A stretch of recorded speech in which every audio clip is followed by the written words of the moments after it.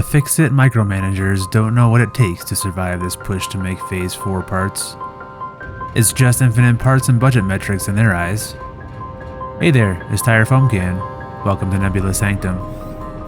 In this episode, I'm continuing the chaotic order by repurposing my old oil well at Deepwell Unit 7 to make plastic and rubber. This time, it's not about making a beautiful design-oriented ore smelting plant, but a factory designed around raw mathematical throughput. But since I'm only human, my ego occasionally gets the better of me. I was brought back to reality when I underestimated the well pump so badly that I had to tear up an entire train station just to double the factory size halfway through the build. The company thinks they just hired another pioneer to wave a build gun around. Little do they know, they hired an engineer to help save the universe. Alright, let's get the mediocrity going. Alright, welcome back. We are working on plastic today. Approaching Deepwell Unit 7. I think I was always calling it Unit 47, but it's Unit 7. I was taking oil from here before and taking it over to Black Spine to be made into power. But this time, I'm going to, well, fix that train. I don't know why that's going in there. It's making a loop. I think it's turning around or something. But anyway, we're going to make some plastic, rubber, and packaged fuel from this oil deposit. Did you ever get side quest request? I did. From myself. To myself. I had a weird thing going on with one of my stations over there, and so I fixed that, and then I'm like, you know what, I really don't like how my entire railway is set up, so we're going to fix some of that. Side quest completed, so let's get back to oil, plastic, and rubber. So I'm going to do some planning and figuring out of different things, and not exactly sure where I'm going to go with everything yet. Making some progress. So I've got a new blueprint, which is pretty similar to my fuel-oriented refinery, but I enclosed this one just, I don't know, for fun. But I left the sides open over here so that you could see this stuff happening, and then blocked in that ladder so it didn't look so off, and also you have a little door to get in through here too, and a walkway and that kind of stuff. So it's just a floating platform for now, but I think that'll do just fine. And then I'm running my pipes here for my oil coming in, and I was thinking about one other thing. I was going to make packaged fuel, but I don't think that's really a good idea. Let me show you why. Alright, over here on my planning sheet, I have my plastic, my rubber, so I'll be able to get 400 plastic out from the refineries that I have. Now, to make my packaged fuel, you can kind of see where I'm going here, but with the heavy oil residue, I'm getting 600 total out of the byproduct from my plastic and rubber. So that means that I'll make 400 total fuel. If I want to package that, I have to use the packager, which means I need a package. I need these empty canisters. I need 210 plastic total to make the canisters to package this to sink it. I mean, eventually I could unpackage these and recycle the packages to come back here so it wouldn't be an issue.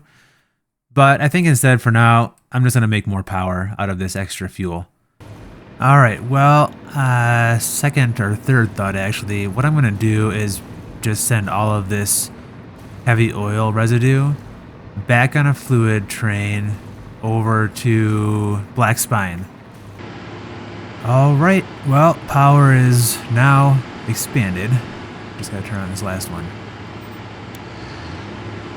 So I've got two pipes coming in, feeding heavy oil residue into there, which only makes fuel. There's no byproduct for heavy oil residue. And then it's making power out on those 10 more fuel generators over there. Clearstream Logistics is back up and operational. We've got some plastic coming into here. And then we'll head over to Deepwell Unit 7, Plastic Dispatch. Once we get our plastics loaded here, we will head over to the main base and drop it off, where we still have to set all that stuff up. Alright, so I've got this all set up. Yeah, plastic has arrived. That's a good start. Got all of this coming over in 2 rows, back a little bit further, all this area for logistics, and then it's just going up into the next floor.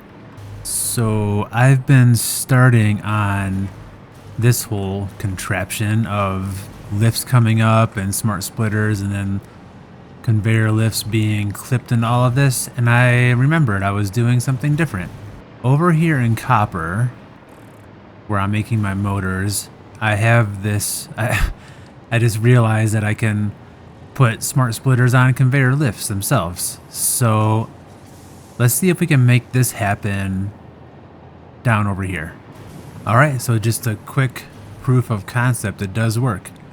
So unfortunately that means I have to move all of these over by 1.5. Now to do this, what I'm doing is throwing in a lift hole on top of this, and then I'm putting a conveyor lift all the way up, throwing a smart splitter onto here, and rotating it into place. So then I can delete that, and then this will stay in here. That looks a lot better. Yep. Well, I really have my numbers off. I can do double this, and I'm not really sure where I made the mistake, but I know it now. These wells do 600 total, and I was looking at this number, and I'm like, it's only 52% efficient. Well, at least I get double the plastic and double the rubber. Yeah, so on the way here, I've got my rubber up and running. I just need to expand the plastic out, and I'm also thinking I'm gonna have twice as much fuel. Well, I've been at this for a little bit and just basically reconfiguring my railway. I took that train station away back there and expanded this out. Now I've got plenty of refineries that's going to actually make all of my plastic and rubber. And now my heavy oil residue is ready to be shipped back over to Black Spine. I've been doing a lot of work on the rail, and it's causing some issues. I don't know why this guy's not going, because he's got room over there. But I'm supposed to pick up plastic here from all of this extra stuff, and then go back over to the new plastic and rubber refinery. Well, that was unfortunate. Not self-driving. I thought it would stop that I got to that one first, but it reserved it first. So, and reworking all of this railroad, I've got these weird signals always happening. Like there's one here, which shouldn't be here. Let this train go by first. And there's another one here. See, I got this extra piece. And it's just causing so many weird, buggy issues. Alright, I think this is the issue. I can switch this track, but I can't make it go forward. So, okay, not sure why it's like that. Now maybe I can do this. It's something to do with that switch. Okay, now I can do all three. Alright. Now, plastic and rubber and fuel should be all working. Oh wait, why was that on the right? Well, I don't... Okay, I don't even know. Alright, I mean, they're running. We'll see if the rubber train comes back here. Why are you yellow? And we are off and running. Although, there's some throughput issues, so... This... We'll see if I need to get any more pumps in here or something, but I turned off this whole last row just to try to get everything to fill up and see if it'll stay running. I think it's okay. Alright, so we hold steady at 600, and everything seems to be... Maybe not? I hope I don't have to do pumps in the beginning of every single one of these. So I went ahead and put a pump at the beginning of each one of these lines. It's got to be a better way, but it feels like I just need a pump in front of every single one of these. And just to double check, I think I have the right amount, so it's 30.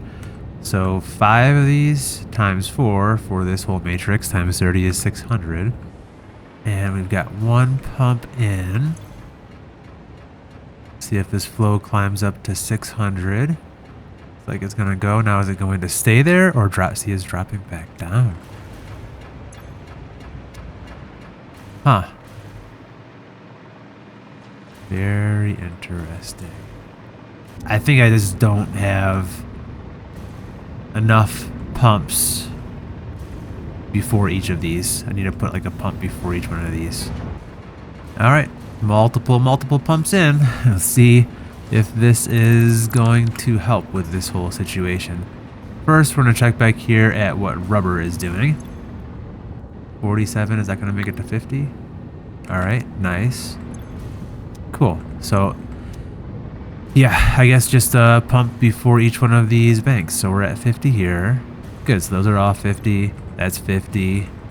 That one's filling up. That one's at 50. 50. So now these ones should start filling up. 27. What are you at? 3.9. Okay. Let's see where this ends up settling out at. All right, that just took like a minute, and now these are all at 50 all the way through. We should be okay now. Pumps before every single bank of these, I guess. We'll come back after a while of doing other stuff and just see if these are working. But for now, let's, oh, see, these ones went down. Wait, oh, why? Oh, heavy oil residue is not coming out. So what I was trying to do with this heavy oil residue coming out is combine everything together and then split it off into two. So I have two tankers that take it back over to Black Spine. So I should have enough capacity to have all of these on one output line because the max is 600. 400 for here, 20 of them. 20 times 20 is 400. And then here is 10. So 10 times 20 is 200, and 200 plus 400 is 600. No calculator needed. And then I was splitting it off into two because I originally ran these as two lines. And these then should have like 300 per line. So down here, I've added two pumps. Yeah, they're pumping the correct directions. And now they're running. That way it tries to keep it even between the two. I don't know how well it works because I have like an upper and a lower and gravity is maybe doing something. So let's see what this is working like now. 150, 900, so there's so much more in this first one already. Let's just reset these with a nice flush. Now instead I just have one pipe coming into here, splitting off into two, and seeing if it will fill these up. 16 and 21, 22, 24. So that looks a little better. All right, and let's just double check to see if any heavy oil residue is staying in here. So far, so good. And also we're at 50 throughout. Let's see, 50, 50. Oh, I think it might be working. I think we have stabilized. Ah, and Bean decided to go for a hike right here. All right, nothing flowing in here yet, but it is just good to have some kind of overflow system set up. Let's get this plastic running over at Nebula Sanctum. All right, and plastic is here. Now we just need to get our rubber going up as well. And rubber is flowing. I don't know what I'm gonna do with all that rubber, all that plastic. So we're gonna make some stuff before we end with this episode. All right, so with plastic, I can make circuit boards. Kind of looking for more stuff that's just the assembler side. So I think we're gonna do circuit boards. And then I know that smart plating, that's just a couple of things. So rotors and reinforced iron plates. So I think we're gonna do circuit boards, but only on half of this floor. Let's do some calculations and see what that looks like. Looking at my handy dandy mediocre expansion spreadsheet, we're in Tower D. I want to make circuit boards, and I'm looking at this, and I can consume 1,440 plastic through making circuit boards, along with these 4 copper sheets at 720. Making circuit boards. All right. I did change this up a little bit, so I'm planning on doing circuit boards on this side, and I can always double this up with 2 layers of assemblers for like 360 circuit boards. I don't know if that's going to be enough, but it's more than I was making before. So here's where I'm ending up. Tower D. This side is circuit boards. This side is AI limiters. I was looking at this 1,200 quick wire to make 60 AI limiters. 4 blueprints in each one, so that's 300. If I look back down on floor 1 for what I'm actually making with quick wire, I guess, oh, here it is. I'm making 1,920. And we've got a good supply of AI limiters and circuit boards. You know, and I thought that the copper logistics was crazy, which it's got a lot of stuff going on, but this is different in its own right. I mean, plastic and quick wire just flowing through. Lots of different things. And this matrix system is working out pretty well. Although, if I did it again, I would just not do this mini conveyor and make more room. And a very small amount of AI limiters and circuit boards are now heading into storage. Whew. 2 more parts done. Wow, just crazy. Well, thanks for joining in for this one. Had a lot of fun making some plastic and rubber, figuring out power, and still just trying to understand fluids and piping and pumps and head lift and pressure and flow and all that crazy stuff. But this is working pretty well. This is coming out nicely over here at my new Nebula Sanctum main base. Follow along for future installments of the Mediocre Expansion with tirefoamcan. See you next time.